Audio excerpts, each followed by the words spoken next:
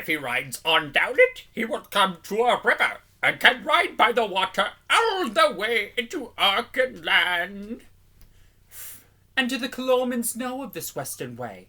Asked the Queen. Friends, friends, said Edmund, what is the use of all this discourse? We are not asking whether Narni or Coloman would win if war rose between them. We are asking how to save the honour of the Queen and our own lives out of this devilish city. For though my brother Peter the High King defeated the Tisroc a dozen times over, yet long before that day our throats would be cut, and the Queen's grace would be the wife, or more likely, the slave of this prince. We have our weapons, King, said the first dwarf, and this is a reasonably defensible house. As to that, said the King, I do not doubt that every one of us would sell our lives dearly in the gate, and they would not come at the Queen but over our dead bodies. Yet we should be merely rats fighting in a trap when all's said. Very true, croaked the raven. It's very hard to keep the accent up.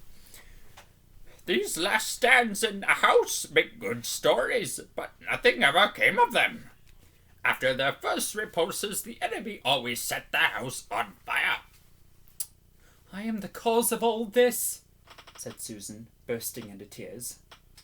Oh, if only I'd never left Cair Paravel. Our last happy day was before those ambassadors came from Coloman. The moles were planting an orchard for us. Oh. And she buried her face in her hands and sobbed. Courage, Sue, courage, said Edmund. Remember... But what is the matter with you, Master Tumnus? For the fawn was holding both his horns with his hands as if he were trying to keep his head on by them, and writhing to and fro as if he had a pain in his head. Oh, don't speak to me, said Mr. Tumnus. I'm thinking so hard I can barely breathe. Wait, do wait. There was a moment, puzzled silence, and the fawn looked up, drew a deep breath, mopped his forehead, and said, Now, the only difficulty is how to get down to our ship, with some stores too, without being seen or stopped. Yes, said the dwarf dryly, just as a beggar's only difficulty about riding is that he has no horse.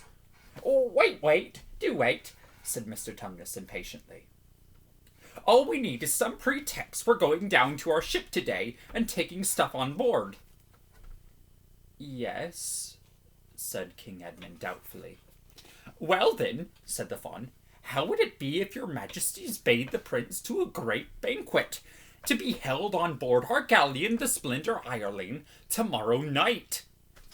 And let the message be worded as graciously as the Queen can contrive without pledging her honour, so as to give the prince a hope that she is weakening. This is very good counsel, sire, croaked the raven. And then, continued Tumnus excitedly, everyone will expect us to be going down to the ship all day making preparations for our guests, and that some of us go to the bazaars and spend every minute we have at the fruiterers and the sweetmeat sellers and the wine merchants, just as we would if we were really giving a feast. And let us order magicians and jugglers and dancing girls and flute players, all to be on board tomorrow night. I see, said King Edmund, rubbing his hands. And then, said Tumnus, we'll be on board tonight, and as soon as it is quite dark, up sails and out oars, said the king.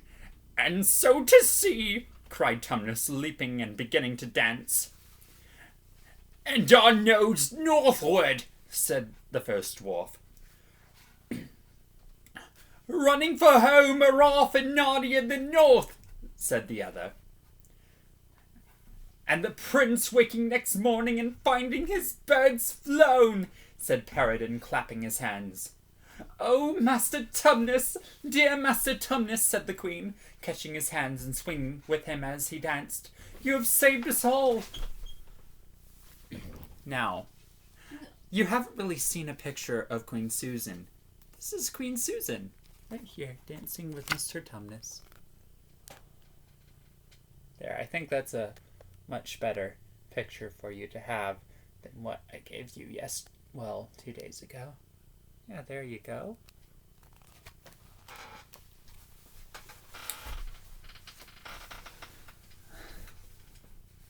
The prince will chase us, said another lord, whose name Chester had not heard. That's the least of my fears, said Edmund. I have seen all the shipping in the river, and there is no tall ship of war nor swift galley there. I wish he may chase us, for the splendor Hyaline would sink anything he has to set after her, if we were overtaken at all. Sire, said the raven, you shall hear no better plot than the Barnstow we sat in council for 7 days. And now, as us birds say, nests before eggs. Which, as much as to say, let us take our food and then at once be about our business. Everyone arose at this, and the doors were opened, and the lords and the creatures stood aside for the king and queen to go out first. Chester wondered what he ought to do, but Mr. Tumnus said, Lie very hard to do this accent. Lie there, your highness, and I will bring you up a little feast unto yourself in a few moments. There is no need for you to move until we are ready to embark. Chester laid his head down again on the pillows, and soon he was alone in the room. This is perfectly dreadful, thought Chester. It never came into his head to tell these Narnians the whole truth and ask for their help. Having been brought up by a hard, close-fisted man like Ashish, he had a fixed habit of never telling grown-ups anything if he could help it. He thought they would always spoil or stop whatever they were trying to do. He thought that even if the Narnian king might be friendly to the 2 horses because they were talking beast of Narnia, he would hate Erebus because she was a Calormen and either sell her for a slave or send her back to her father. As for himself, I simply daren't tell them I'm not Prince Corin now, thought Chester. I've had all the plans. If they knew I wasn't one of themselves, they'd never let me out of this house alive. They'd be afraid I'd betray them to the Tisroc. They'd kill me. And if the real Corin turns up, it'll come all out. And they will. He had, you see, no idea how noble and freeborn people behave. What am I to do? What am I to do? He kept saying to himself. What? Hello? Here comes that gaudy creature again. The fawn trotted in, half dancing with the tray in his hands, which was nearly as large as itself. This he set on an inlaid table beside Chester's sofa, and sat down himself on the carpeted floor, with his goatee legs crossed. Now, princeling, he said, make a good dinner. It will be your last meal in Tashbaan. It was a fine meal, after the Calormen fashion. I don't know whether you and I would have liked it or not, but Chester did. There were lobsters and salad and snipe stuck with almonds and truffles, and a complicated dish made of chicken livers and rice and raisins and nuts. There were cool melons and gooseberry fools and mulberry fools and every kind of nice thing that can be made with ice. There was also a little flagon of a sort of wine that is called white, though it is really yellow. While Chester was eating, the good little fawn, who thought he was still dazed with sunstroke, kept talking to him about the fine times he would have when they all got home, about his good old father, King Lune of Archenland, and the little castle where he lived on the southern slopes of the pass. And don't forget, said Mr. Tumnus, that you are promised your first suit of armor and your first war horse for your next birthday. And then your highness will begin to learn how to tilt and joust, and in a few years, if all goes well, King Peter has promised your royal father that he himself will make you a knight at Cair Paravel. And in the meantime, there will be plenty of comings and goings between Narnia and Archenland across the neck of the mountains. And of course, you remember, You are promised to come for a whole week to stay with me for the summer festival. There'll be bonfires and all-night dances of fauns and dryads in the heart of the woods. And who knows, we might meet Aslan himself. When the meal was over, the faun told Chester to stay quietly where he was. And it wouldn't do you any harm to have a little sleep, he added. I'll call you in a plenty time to get on board. And then, Narnia and the North. Shasta had so enjoyed his dinner, and all the things Tumnus had been telling him, that when he was left alone, his thoughts took a different turn. He only hoped now that the real Prince Corin would not turn up until it was too late, and that he would be taken away to Narnia by ship. I'm afraid he did not think at all of what might happen to the real Corin when he was left behind in Tashbaan.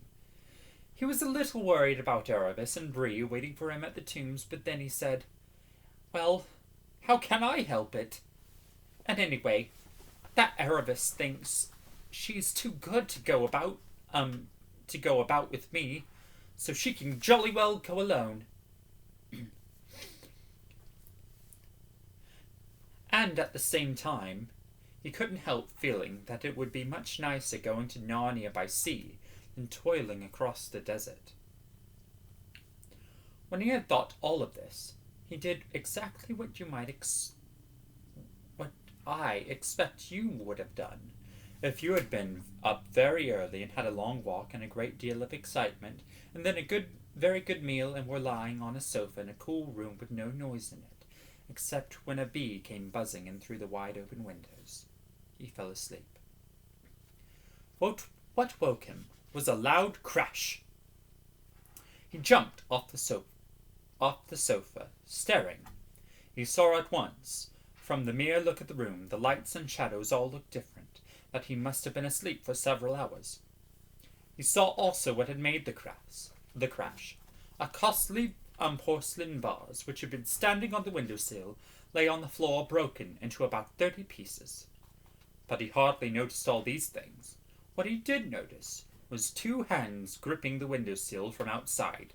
They gripped harder and harder, getting white at the knuckles, and then came up ahead in a pair of They gripped harder and harder, getting white at the knuckles, and then up came a head and a pair of shoulders. A moment later, there was a boy of Chester's own age, sitting astride the sill with one leg hanging out down inside the room. And this is that boy, right here.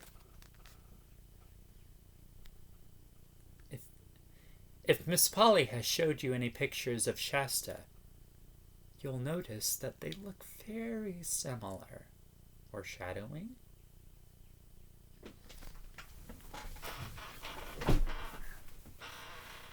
Shasta had never seen his own face in a looking-glass. Even if he had, he might not have realized that the other boy was, at ordinary times, almost exactly like himself. At this moment, the boy was not particularly like anyone, for he had the finest black eye you ever saw, and a tooth missing, and his clothes, which must have been splendid once he had put them on, were torn and dirty, and there was both mud and blood on his face. "Who are you?" said the boy in a whisper. "Are you Prince Corin?" said Shasta. Yes, of course, said the other. "But who are you?" I'm nobody. Nobody in particular, I mean," said Shasta. "King Edmund caught me in the street and mistook me for you. I suppose we must look like one another. Can I get out the way you got in?" "Yes, if you're any good at climbing," said Corin. "But why are you in such a hurry? I say, we ought to be able to get some fun out of this, being mistaken for one another." No, said Chester. "We must change places at once. It will be simply frightful if Mr. Tumnus comes in and finds us both here. I've had to pretend to be you. And you're starting tonight, secretly. And where were you all this time?"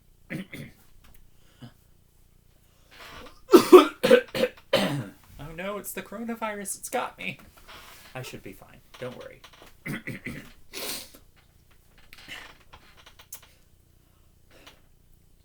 A boy in the street made a beastly joke about Queen Susan, said Prince Corin. So I knocked him down.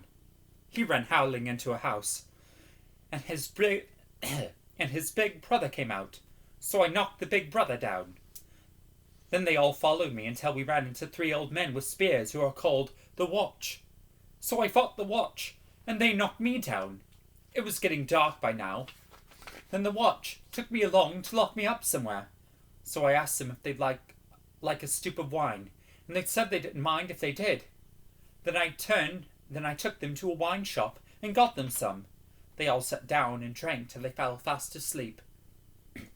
I thought it was time for me to be off, so I came out quietly, then found the first boy, the one who had started all the trouble, still hanging about. So I knocked him down again. After that, I climbed up a pipe onto the roof of the house and lay quiet till it began to get light this morning.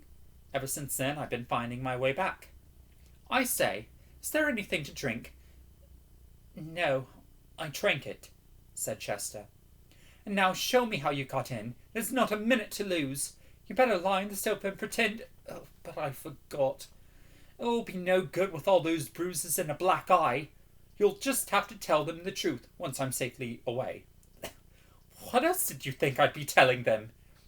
Asked the prince, with a rather angry look. And who are you? There's no time, said Chester, in a frantic whisper. I'm a Narnian, I believe. Something northern anyway. But I've been brought up all my life in Colormen, and I'm escaping across the desert with a talking horse called Brian. Now quick, how do I get away? Look, said Corin. Drop from this window onto the roof of the veranda. But you must do it lightly on your toes, or someone will hear you.